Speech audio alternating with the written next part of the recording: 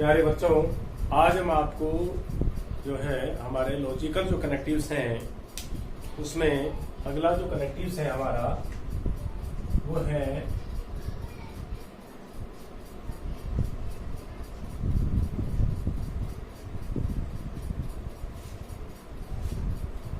विकल्प है डिसजंक्टिव जिसको बोलते हैं ना, विकल्प 2 नंबर विकल्प या वियोजक। जो हमारा तार्किक संबंधक संयोजक जो है वो है विकल्प या वियोजक। इसको कहते हैं डिसजंक्शन। ठीक है, और इसका जो पहचान चिन्ह है वो है वेज। ठीक है, वेज, वी फॉर वेज।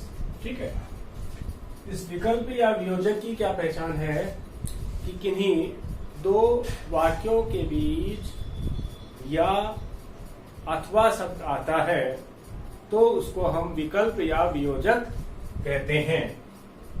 किन्हीं दो वाक्यों के बीच में या अथवा शब्द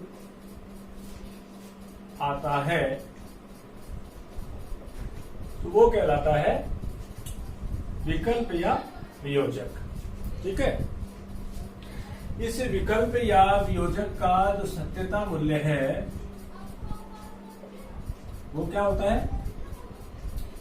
सत्यता मूल्य की हम लोगों ने पिछली बार चर्चा की थी कि दो पदों के होने पर सत्यता सारणी 4 बनती हैं, जिनमें 2 सत्य बनती हैं पहले में, दूसरे में 2 असत्य बनती हैं।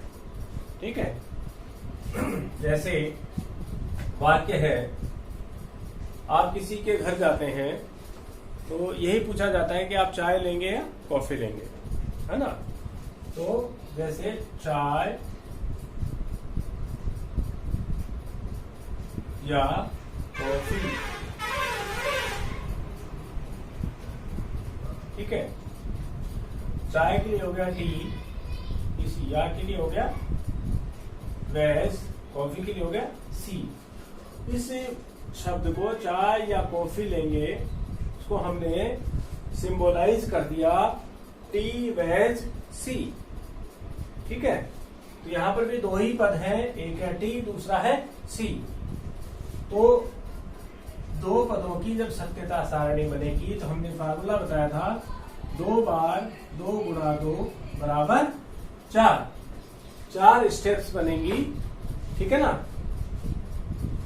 यहां लिख देंगे हम इस टी वेज सी को हम एक याद रखने की उसमें फॉर्म में इनको नाम दे देते हैं पी और क्यू।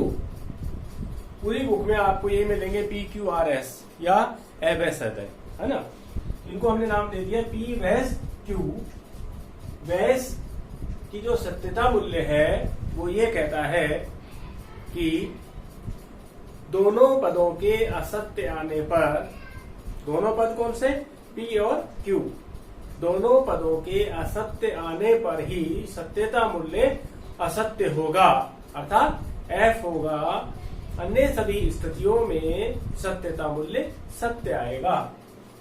ठीक है, इसकी जैसे हम टेबल बनाएंगे पी वेज क्यू की, तो ये हो जाएगा।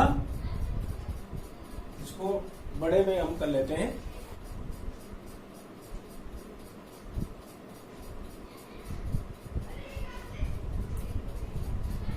कैसे बनाएंगे? यहां लिख देंगे P Q then P wedge Q.